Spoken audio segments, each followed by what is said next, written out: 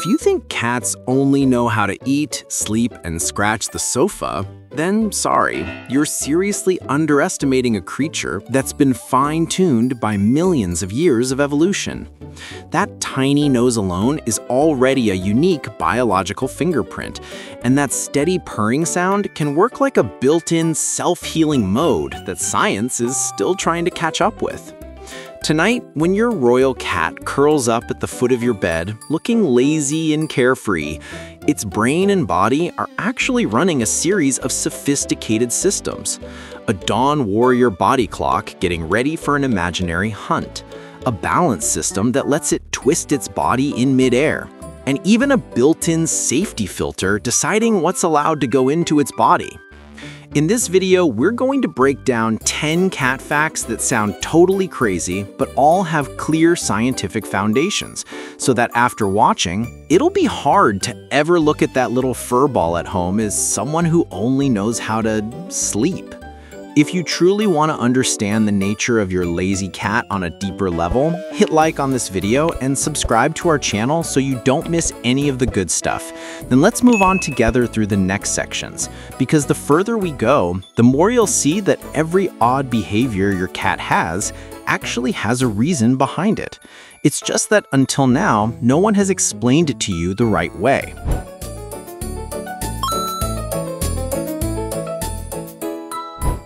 Up until now, most of us have still been looking at cats through a very human lens. Doesn't want to play? This one is lazy. Growls, swishes tail, so moody and stuck up. Sprints around at 3 a.m. Is this cat crazy or what? A lot of cat parents get stuck right here, unable to tell different weird cat behaviors apart. We often have the same irritated questions in our head. Why are you so picky? You won't eat anything. We push the cat off the bed because we think it's being annoying. We hug tightly even when the cat has already turned its head away, then feel surprised. Why does it feel more and more distant from me? But if you understand the upcoming 10 facts on all 3 levels, science, instinct, and emotion, you'll realize something pretty shocking. Many of the behaviors we label as nonsense are actually perfectly logical to a cat's brain. You'll understand why that tiny nose isn't just for smelling, but also a biological ID that helps the cat recognize the world and mark what it considers safe. You'll know why your little night owl is actually a dawn warrior, and why your cat ruining your sleep at 5 a.m. isn't rudeness at all, but an ancient body clock running exactly as programmed. You also won't panic anymore when your cat purrs even while sick or stressed, because you'll understand, purring isn't just "I'm happy," it can also mean "I'm trying to calm and heal myself." By the end of the video, you'll have a short, easy-to-remember checklist, such as, is your cat's current sleeping environment truly safe and cat brain friendly? Does playtime line up with your cat's virtual hunting hours, or are you always playing off rhythm? Are you accidentally sending the wrong messages, hugging too tightly, changing food too suddenly, or ignoring the stress signals your cat is already sending? You don't need to memorize every number or every term. Just changing 1 or 2 small things after this video can already transform the quality of life for both you and your cat. Once you understand these secrets, you'll feel less like you're raising a creature that can't talk, and more like you're living with a being that has its own logic, its own memory, and its own emotional life. So this video isn't just 10 fun facts, but 10 keys to help you unlock the right doors and step into your cat's world with more respect and understanding.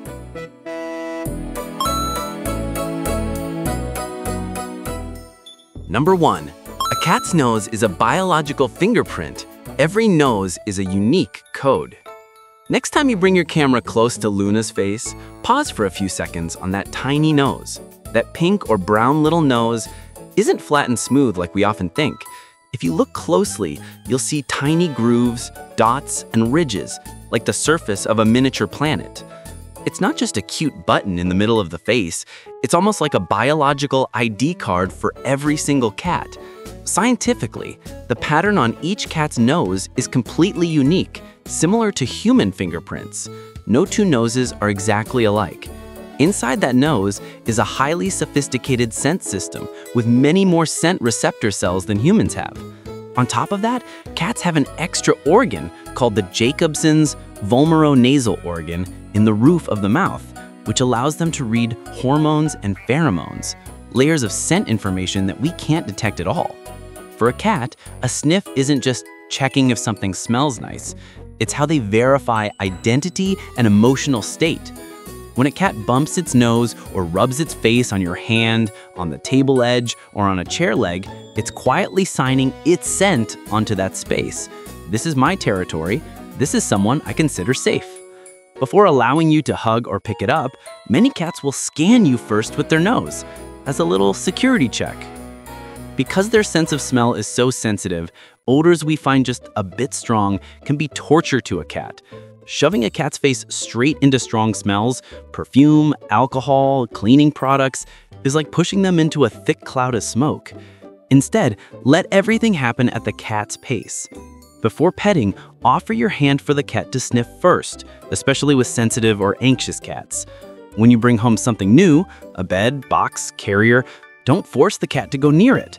Just leave it there for a few days so the cat can come over on its own, sniff, rub its nose and face on it, and put its own scent signature on it. Once it is signed, it will feel that object is much safer. However, the nose is also where health issues can show up quite clearly. You should be cautious if you notice thick discharge from the nose, blood, or swollen red nostrils, frequent sneezing, wheezing, or labored breathing, the nose changing color abnormally, forming scabs, ulcers, or the cat constantly scratching the nose area and rubbing its face hard. These signs can be related to allergies, infections, respiratory disease, or dental problems, and that's when it's best to have a veterinarian check things out. Just by looking at a cat's nose, you can already see this clearly. It's not just a cute detail on the face, but a gateway of information that helps the cat record the world, mark what's safe, and build a sense of attachment, including with you. Number 2. Cats aren't really nocturnal. They're actually dawn warriors. Think back to a very familiar morning. Around 5 a.m., just when you've finally fallen back asleep, Milo suddenly turns into a lightning bolt. He darts across the living room, chases invisible enemies, scratches the curtains, jumps onto the bed, then lands straight on your potty. Half asleep, your first reaction is usually, "This cat is insane!" But to a cat's brain, that is actually the perfect time. Biologically, most cats are not truly nighttime animals the way many people think. They are crepuscular, most active at 2 key periods, dawn and dusk. These are the golden hours in nature, when mice, small birds, and other prey start coming out to forage. The air is cooler, the light is softer, ideal conditions for a small predator like a cat. Indoors, your cat's daily rhythm is still influenced by your schedule. When you wake up, when you feed, when you turn the lights off, when you leave for work. Even so, the hunting time instinct inherited from their ancestors doesn't just disappear. So while you want to pull the blanket over your head and sleep, your cat's body is receiving this signal. It's time to move, get up, we need to hunt now. From the cat's point of view, waking you up, jumping on the bed, zooming after imaginary toys, or chasing a shadow on the wall isn't being naughty. It's basically inviting you to join an imaginary hunting session. If you completely ignore it, many cats will turn up the volume, meowing louder, scratching the door, jumping on tables, knocking things over, not because they want to annoy you, but because they think, maybe my signal wasn't clear enough. The good news is you can absolutely negotiate with this instinct in a way that works for both of you. In the evening before bed, give your cat a proper mock hunt play session. Use wand toys, bug or bird toys, and let your cat stalk, chase, jump, pounce like a real hunt. When your cat is tired, offer a small meal right after play, mimicking the natural sequence: hunt, eat, rest. Most cats will then shift more easily into a relaxed, deeper sleep instead of exploding at 5 a.m. During the day, if possible, increase environmental enrichment. cat trees to climb, shelves with views out the window, toys that can play with alone, and different resting spots around the house. When your cat can burn off energy in small amounts throughout the day, it won't have to dump everything into a single time slot. However, there are situations that shouldn't be brushed off as just fun zoomies. You should be alert if your cat is extremely active all night long and also shows signs like constant loud vocalizing, severe destruction, poor appetite, reduced play during the day, hiding from people, or over-grooming to the point of bald patches.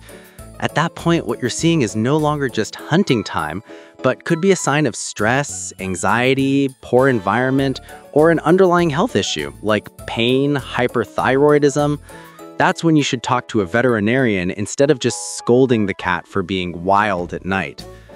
Once you understand that your cat is a dawn warrior and not a nighttime troublemaker, you'll feel less angry about being woken up and find it easier to redesign play and sleep schedules in a way that respects your cat's instincts while still protecting your own sleep.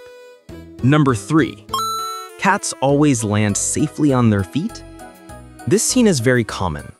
Someone films a cat jumping from the top of a cabinet to the floor, landing lightly as if nothing happened, then concludes, "See? It's a cat. No matter how it falls, it lands on its feet. It'll be fine." The danger is hidden right inside that sentence. Many people believe this myth and feel totally at ease letting their cat walk out onto railings, cling to window ledges, climb onto balcony edges, as if cats had superpowers that could override every law of physics. The truth is, cats do have a special mechanism called the righting reflex, the ability to twist their body in midair. Thanks to extremely sensitive inner ears, eyes that help with orientation, and a flexible spine, a cat's body can rotate from a belly-up falling position back into an upright standing position to try to land on all 4 feet. However, this reflex needs both time and distance to work properly. If the height is too low, under about 3 to 6 feet, or 1 to 2 meters, the cat hits the ground before it can finish rotating. That impact can easily make it land on its side, its back, or slam hard onto its head or chest. On the other hand, when falling from very high places, balconies, second-story windows, and above, even if the cat manages to twist into a feet-down position, the force of the impact can still cause a whole series of injuries: broken bones, jaw fractures, bruised lungs, fluid in the chest cavity, and more. In veterinary medicine, this is called high-rise syndrome.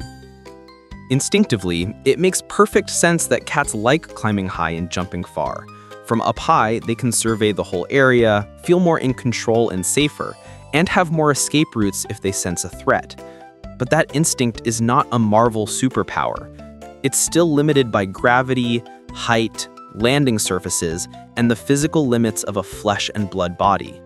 So if you live in a multi-story house, an apartment, or anywhere with windows and high railings, here are the things you need to do tonight. Check all windows, balconies, and ledges, and install safety nets, screens, or appropriate bars. Avoid placing wobbly cabinets, shelves, or chairs right next to windows where your cat could climb up, slip, and fall.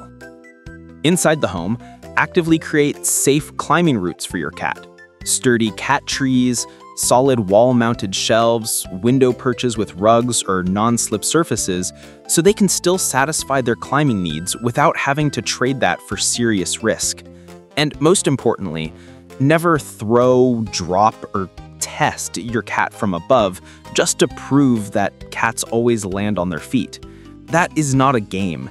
It is something that can cost your cat the rest of its life. If your cat has ever fallen or dropped from a height, even if it gets up afterward, walks around, and seems normal, you should still treat it as an emergency situation.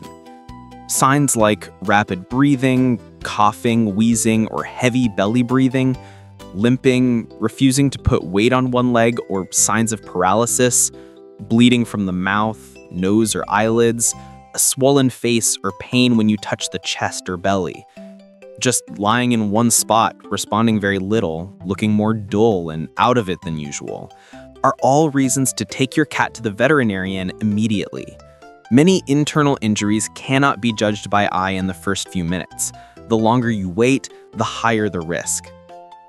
Believing that cats always land safely on their feet sounds harmless, but in reality, it can be a very dangerous kind of carelessness. When you stop seeing your cat as some immortal superhero and start seeing it as a creature still bound by a body's limits, it becomes much easier to decide to add one more safety net, clear one unstable shelf, or close one window. Small things that can literally save your cat's life. Number 4. Cats are blind to sweetness. To them, sweets are pointless and can even be dangerous. You're sitting there eating ice cream, cake, candy, sipping on a glass of milk tea. Your cat walks over, gives it a quick, polite sniff, then turns away like it couldn't care less. You laugh. Wow, so picky, won't even eat good stuff. But the truth isn't that your cat is hard to please. It's that their brain almost can't read sweetness the way ours does. Biologically, cats are obligate carnivores. Their bodies are designed to live mainly on protein and fat from meat, not on sugar. And they don't need or prioritize sugar at all. Part of the sweet taste receptor on a cat's tongue, the TAS1R2 gene, is basically non-functional, so the sweet signal they receive is extremely faint, almost like nothing. What really triggers a sense of this is tasty in cats isn't sugar, but amino acids, proteins, and rich umami flavors from meat, fish, and organs. So when your cat ignores your piece of cake or candy, it's not being bougie. Its nutritional instinct is doing its job. If something doesn't seem valuable or appropriate, it just gets skipped. On the other hand, when you insist on making your cat lick some ice cream, taste a bit of milk tea, or have one bite for fun, you're really just satisfying human emotion, not your cat's body. Worse, many of our sweet treats can actually be toxic to cats. Chocolate, xylitol candies, cakes with raisins, certain syrups and toppings. The good news is, you can use this knowledge to help your cat the right way. If you need to give medication, instead of mixing it into something sweet and yummy like human food, choose meat pate, wet food, or unsalted chicken broth, things that match the way a cat's brain evaluates food. This is prey, not dessert. When choosing daily food or treats, prioritize products with a high percentage of animal protein that meet veterinary recommendations, instead of snacks loaded with starch and sweeteners. You should also be cautious about unusual changes. If one day your cat suddenly seems unusually interested in lots of strange foods and starts eating in a weird way, along with signs like drinking much more water, peeing more, losing weight quickly, that's no longer just a matter of taste, but could be a warning sign of endocrine issues, diabetes, or metabolic problems. That's the right time to take your cat in for a checkup. And if your cat eats chocolate, xylitol candies, or grapes or raisins, don't wait to see if it's okay. Contact a vet immediately. These can cause serious damage to the liver, heart, and nervous system in a short time. Once you understand that cats are almost blind to sweetness, you'll stop feeling sorry that they can't enjoy cakes and candy like us, and start seeing a more comforting truth. By rejecting sweets, your cat's body is quietly choosing what's safer for itself. And our job is to respect that choice instead of forcing it to eat based on human feelings. Number 5. A cat's purr isn't just, "I'm happy." It's also how they heal themselves. There are nights that feel completely peaceful. Your cat is lying on your chest, eyes half closed, body loose, that steady whir of purring humming like a tiny massage device. In that moment, you almost melt. Wow, they really love me. But then there are the opposite moments. At the vet clinic, when your cat is in pain or scared, you hear that same purr. A lot of people get confused. If they're hurting, why are they still purring? So are they happy or suffering? The answer is this. A cat's purr is not just a simple emotional language, it's also a sophisticated biological mechanism. Many studies show that cats' purrs usually fall in the range of 25 to 150 Hz. The 25 to 50 Hz range overlaps with vibration frequencies used in human medicine to help increase bone density, support healing of fractures, reduce pain, and aid soft tissue recovery. In other words, every time a cat's body creates a purr, it's not only talking to you, it's also turning on a gentle built-in vibration therapy for itself. Even more important, cats don't only purr when everything is perfect. They may purr when they are relaxed, being petted and feeling safe, communicating and trying to bond with you, anxious, afraid, or in pain, especially after an injury or during a recovery. For cats, purring is like a two-way switch. It's both a way to self-soothe and calm down, and a signal to the outside world, I'm trying to stay calm. Please don't make things worse. When your cat purrs on top of you, it may feel that you're a safe place and at the same time be sharing a small dose of healing vibration with you, good for its own nervous system and maybe even for your heart rate and breathing as they slow down with it. That also means never judge only by the purr and decide they're happy, so they're fine. You need to look at the whole body language picture that comes with it. If the ears are relaxed, eyes soft or half closed, body loose, posture comfortable, that's a purr of satisfaction and relaxation. If the ears are pinned back, eyes wide, pupils dilated, breathing fast, body tense, hiding in a dark corner or avoiding touch, that's much more likely a purr of stress or pain, a way the cat is trying to steady itself. Tonight, you can try noticing this. When you're tired or stressed and your cat comes over, lies right next to you and starts purring, treat it like having a little fluffy therapy device quietly helping you calm down. But at the same time, make it a habit to ask the reverse question. What about their body? Are they really okay? These signs are your reminder not to feel reassured just because you hear purring. The cat is purring but hiding deep in a dark corner, not wanting to come out.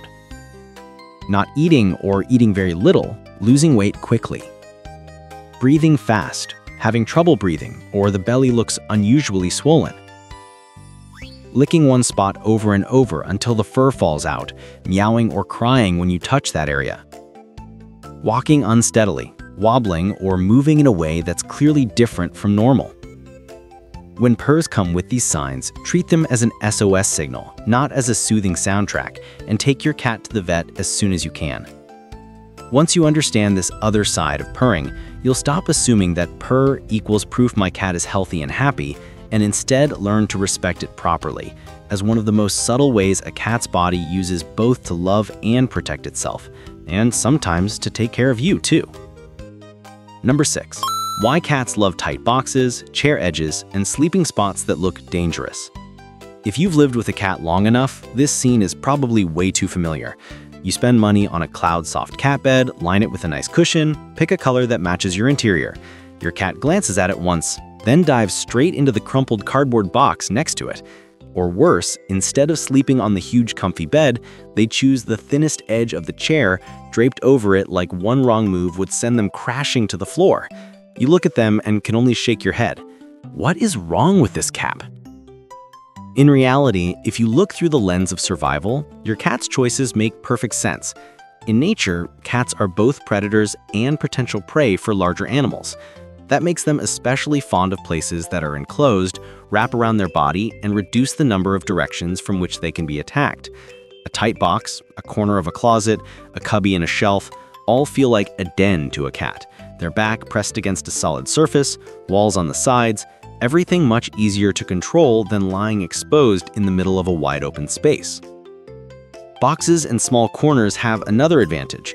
They help keep a cat warm and reduce stress. A snug space that hugs the body helps them retain heat better and relax more deeply. That's why in many studies, cats given boxes or suitable hiding spots adapt to new environments faster and show less stress than cats that don't have them.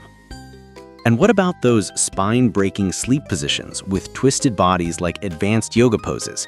Those are the result of an extremely flexible spine. A cat's skeleton is designed for stalking, jumping, and changing direction in a split second. So positions that make our backs hurt just to look at are completely normal and comfortable for them. So when your cat chooses to sleep in a box, in a tight corner, on a narrow chair edge, or right up against you, try translating it into cat language. Box, enclosed corner means this is my safe station, I can turn my guard down here. Curled up by your feet or on your chest, warm, and also like monitoring your breathing and your life signs, making sure their group is okay. What you can do tonight is very simple. Put out a few clean boxes, cave-style beds, tall shelves, or enclosed corners with blankets so your cat has several safe options. Respect the private spots your cat chooses. Don't keep dragging them out just because you want to cuddle or take pictures. When a cat feels it has the right to retreat when needed, it will actually feel more confident coming back to interact with you. However, as with any behavior, context always matters. If one day you notice your cat suddenly hiding deep in a corner, sleeping almost all the time, avoiding contact, eating less, or no longer wanting to play like before, that's no longer sleeping for fun. It may be a signal of stress or illness. In that case, instead of thinking they're just being lazy, it's much better to observe more closely and talk to a veterinarian early. Once you understand this other side of box, edge, and hidden corner logic, you'll stop seeing those choices as strange and start recognizing them for what they really are. Small safe havens that a cat's body and brain have learned to seek out so they can feel secure, rest, and keep on being a cat in their own way. Number 7. Ears, tail, eyes. Your cat is talking non-stop. You just haven't learned the language yet. You pick your cat up and squeeze them tightly against your chest because you miss them so much. In your head, it's, "Come here for a hug, my little treasure." But the response from the other side is completely different. Your cat glares, tail whipping hard, ears flattened, body stiff like they're enduring punishment. And then that familiar line slips out. "Why are you getting so stuck up? You won't even let me hug you anymore." In reality, long before they got stuck up, they'd already told you many times. You just didn't notice. By nature, cats have a very rich body language. Ears, tail, eyes, whiskers, posture, the way they lie down, all of that is vocabulary. Meowing is just the tip of the iceberg and is mainly used to communicate with humans. With other cats, they rely mostly on their bodies. Every little ear swivel, tail twitch, squint, or wide-eyed stare carries a specific message. If you pay attention, you'll notice that when a cat is truly comfortable, they look very soft. Ears gently facing forward or slightly tilted, not pinned back. Tail standing but loosely curved or lying relaxed with the tip softly twitching. Eyes blinking slowly, sometimes fully closing for a few seconds like a quiet sigh. That's their way of saying, "I'm okay, I feel safe, I accept your presence." On the other hand, when a cat starts to feel uncomfortable, their body tightens up, tail lashing hard, snapping repeatedly, sometimes slamming down on the floor or furniture. Ears pinned back or turned sideways, as if they're trying to shrink into themselves. Eyes wide open, pupils dilated, body tense, legs ready to spring. That's when your cat is very clearly saying, "Enough, I'm uncomfortable, I need space." Putting this into practice tonight is simple, but can change a lot. Before reaching out to pet, take a quick look at the ears and tail. If they're soft and moving slowly, you can continue. If the tail is flicking sharply, ears are swiveling nonstop or pinned back, it's best to stop. When you want to reassure your cat, try a slow blink. Look at them, slowly close your eyes, hold for a beat, then open them again. Many cats will answer with their own slow blink, which is a kiss with the eyes in the cat world, a beautiful sign of trust that many people miss. Of course, there are times when body language goes far beyond ordinary annoyance. If your cat is frequently growling, hissing, spitting, attacking, hiding for long periods, or on the flip side, suddenly becomes unusually quiet, withdrawn, and not at all like their usual self, that's not just being moody, it's a warning. Your cat may be under psychological stress, in pain, or dealing with a health issue.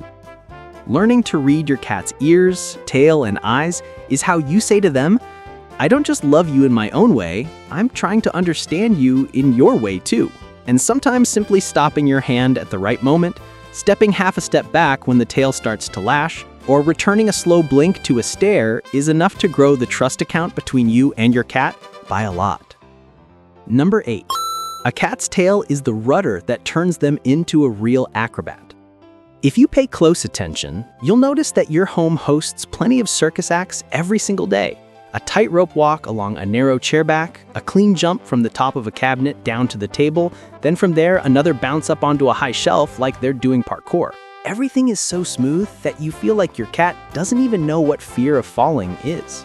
Behind all those climbs, swings, and leaps is not blind recklessness, but a highly refined balance system. Hypersensitive inner ears help your cat's brain constantly update where its body is in space. A soft, flexible spine allows them to twist and change direction in an instant, and that long tail behind them acts like a rudder, continually adjusting their center of gravity so they can stay balanced on surfaces that make our legs shake just looking at them. Thanks to this trio, a healthy cat can jump as high as 5 to 6 times their body length in a single leap. From the cat's perspective, climbing onto shelves, walking along chair edges, or perching on a narrow window ledge isn't being naughty or having a bad habit of climbing. It's about movement and observation. From up high, they can control the space better, see everything clearly, and map out escape routes in their head if something makes them uneasy. Their bodies were built to stalk, climb, and jump. If you block every chance to do those things, they'll find their own ways, and often pick spots that are far more dangerous than you realize. So instead of trying to keep your home flat and climb-proof, a smarter way is to give your cat safe paths to satisfy this need. Create smart climbing routes with sturdy cat trees, solid wall-mounted shelves, and window perches with rugs or non-slip surfaces. Anchor tall, heavy furniture, cabinets, shelves, TVs, anything to the wall to prevent them from tipping over if your cat jumps on or off. Arrange the space in steps from low to high so your cat can climb gradually instead of having to jump across big gaps. That way, your cat still gets to be the acrobat their body was designed to be, but on a much safer stage. There is one thing you need to pay special attention to. If one day you notice that your usually agile acrobat suddenly becomes unusually clumsy, tripping more, falling more, walking unsteadily, having wobbly steps, or tilting their head to one side, or with eyes that keep flicking back and forth, that's no longer just a funny missed jump. It could be a sign of a problem in the inner ear, nervous system, or eyesight, and that's when you should take your cat to the vet as soon as possible. Once you understand the role of the tail as a rudder for balance, you'll feel less frustrated when you see your cat on those scary high spots, and start seeing their jumps and tightrope walks for what they really are. The way a healthy feline body is making full use of the abilities nature built into it. Number 9. Picky eating is often a safety filter, but not eating at all is a disaster. Picture this very familiar scene. You're excited to switch your cat to a new kibble that's better quality, more expensive, 5-star reviews. You pour it into the bowl feeling like a very thoughtful cat parent. Your cat walks over, leans down to sniff carefully, then turns around and walks away like it's never seen that bowl before. Annoyance rises. Fine, I'll just leave it there. After a couple of hungry days, you'll have to eat it. Here, both sides are actually acting correctly according to their own logic. The problem is that a cat's brain logic and human emotions are not the same.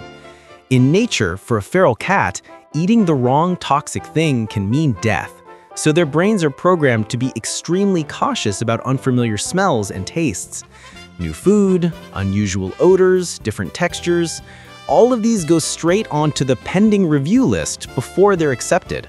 On top of that, cats naturally prefer many small meals scattered throughout the day, matching the hunt often, eat a little each time style, rather than our human too-big buffet meals model. So when a cat refuses a new food, that reaction is often not spoiled and picky, but survival instinct at work. This is unfamiliar and may not be safe yet. Better not eat it. From a biological perspective, that's not illogical at all. The real disaster starts when we apply the "if you're hungry, you'll eat" approach to a body that is not designed to fast. In cats, especially overweight ones, going without food for 1 to 2 days in a row can trigger a massive mobilization of fat to the liver, leading to hepatic lipidosis, fatty liver disease, a serious, life-threatening condition that requires intensive veterinary treatment.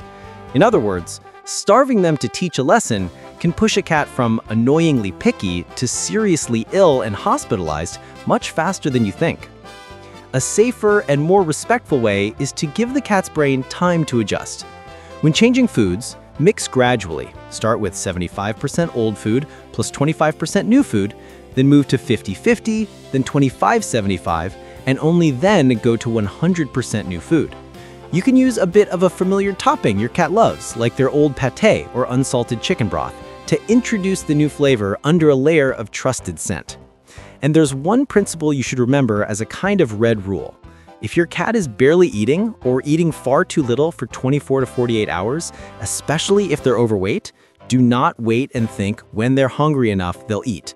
Contact a veterinarian as soon as possible. Looking back, you'll see this. A reasonable level of picky eating in cats is actually a safety filter that evolution gave them. Your job isn't to break that filter by forcing food or using hunger as a punishment, but to guide gently so that every food change or portion adjustment stays within what your cat's body can adapt to safely. Number 10. Cats are habit sponges. Your lifestyle imprints on them more than you think. Try paying attention for a moment. At first, you go to bed on time and wake up early for work. At night, your cat curls up to sleep, and in the morning, they're at the door greeting you. Over time, you start staying up late, snacking at midnight, sleeping in. After a while, your cat also starts to roam around the house late at night, demand food at 1 to 2 a.m., sleep straight through the morning, and stop coming to the door to greet you like before. That's not a coincidence. That's your cat's brain chasing after your daily rhythm. Biologically, house cats are still crepuscular by nature, at their most energetic at dawn and dusk. But when they live with humans, they tend to sync part of their wake, sleep, eat cycle with the person they're most attached to. When you eat, when you turn lights on and off, when you call them to play, all of that becomes markers their brain uses to reschedule their own activity. That means your cat isn't just an animal in the house revolving around its food bowl and litter box. It's quietly arranging its life around your presence. Your good and bad habits, irregular meal times, chronic late nights, not moving much, or giving too little interaction can all leave a mark on your cat. Meal times drift, and your cat starts demanding food at those odd hours too. You stay up late a lot, and your cat learns to stay up with you. You don't move much and rarely play with your cat, they gradually become sluggish, bored, or try to dump their extra energy into times you really don't want, like the middle of the night. The good news is as soon as you change a little, your cat's brain will shift with you. Tonight, you can try to keep meal times, play sessions, and lights out at roughly consistent times each day. Avoid feeding or giving random snacks at midnight and then complaining that now they always go wild at night and demand food at that hour. See your cat as a small mirror reflecting your own rhythm. If you want them to be more stable, healthier, and less out of whack, you yourself need a clearer, kinder schedule for your own body first. When you put this fact together with the previous 9, you'll see a pretty clear picture. Your cat isn't a weird, illogical creature, but a very consistent biological machine doing exactly what its instincts and environment have taught it to do. Once you understand that, you'll misunderstand them less, get angry less, and protect both your cat and yourself much better.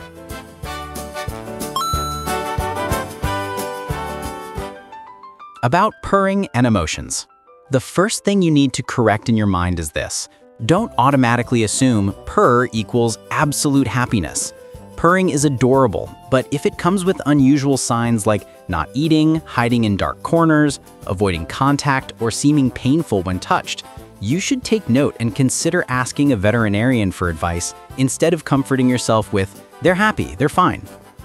About height safety. Look at your home as if it were a high-level playground for a professional climber that can still fall. Are windows, balconies, and railings already protected with screens, nets, or a way to keep them safely closed? Have you secured tall, heavy items like cabinets, shelves, and TVs to the wall so they won't tip if your cat jumps on or off them? Just a few small changes like these can prevent a fall you'd regret for a very long time. About food and eating. For cats, changing food like yesterday it was this, today it's 100% something new, is an unnecessary shock. Change gradually, mixing the new food into the old over several days so your cat's body and sense of smell have time to adapt. If your cat hasn't eaten for 24 to 48 hours, don't think they'll eat when they're hungry. Treat that as a signal that you need to take action. Never use sweets, chocolate, candy, grapes, or heavily seasoned human food just for fun or to spoil them. These are not suited to a cat's body and can be harmful. About playtime and hunting hours. Every day, try to give your cat at least one proper stalking, chasing, jumping play session, ideally in the evening. That's how you flip on their virtual hunting mode in line with their natural instincts. After playtime, give a small meal to create the sequence hunt, eat, sleep. That rhythm helps your cat move into deeper sleep more easily instead of exploding at dawn. About interaction and body boundaries. Before petting, let your cat sniff your hand first. That's a polite greeting in their world. When your cat turns its head away, tail starts lashing, ears flatten, or the body goes stiff, that's when their body is saying enough. Respect that signal. Don't force hugs or picking them up when they're not the one initiating contact.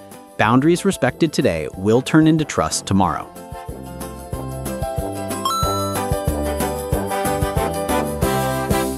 There are some situations where you shouldn't sit and Google a bit more, but instead contact a veterinarian as soon as possible. Your cat stops eating or eats very little for 24 to 48 hours, especially if they're overweight. This can lead to serious liver problems. Your cat falls or drops from a height, such as a window, balcony, or the top of a cabinet. Even if they get up afterward and seem to walk normally, internal injuries don't always show right away. Your cat is purring but also showing signs like rapid breathing, a swollen belly, obsessively licking one spot until the fur falls out, lying in one place and not wanting to move. That is very likely a purr from pain, not a relaxing purr. Sudden behavior changes. Your cat suddenly becomes very irritable, keeps hiding, won't play, doesn't come to greet you like before, and withdraws in an unusual way. Your cat is walking unsteadily, staggering, tilting their head to one side, with eyes that flick or jerk, missing jumps, or being much clumsier than usual. These can be signs related to the inner ear or nervous system. Finally, there's one thing that's very important to restate clearly. The videos, information, and every checklist you see are only maps. When danger signs appear, the one who must be in control is still the veterinarian, not our vague feeling that it's probably fine.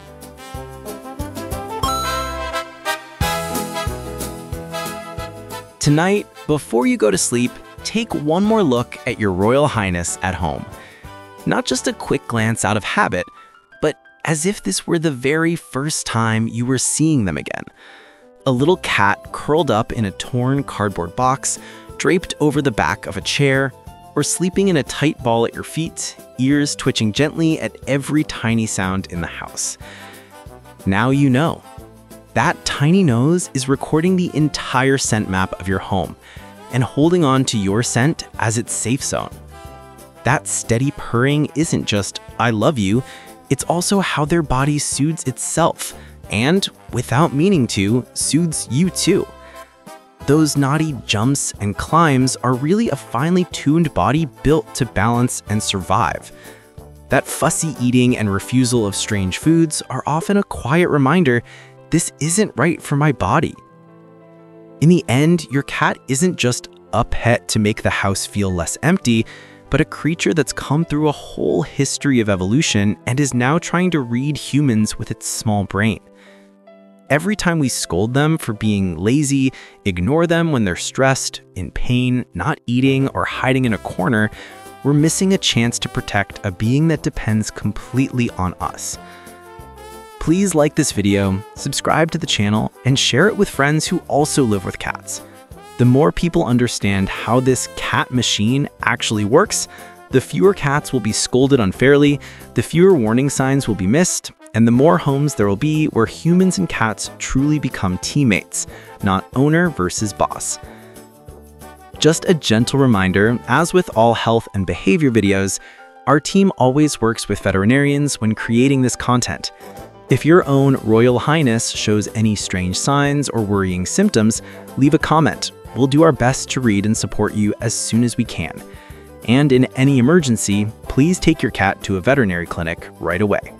Thank you for taking the time to understand more deeply a small creature that still takes up such a big corner of your heart.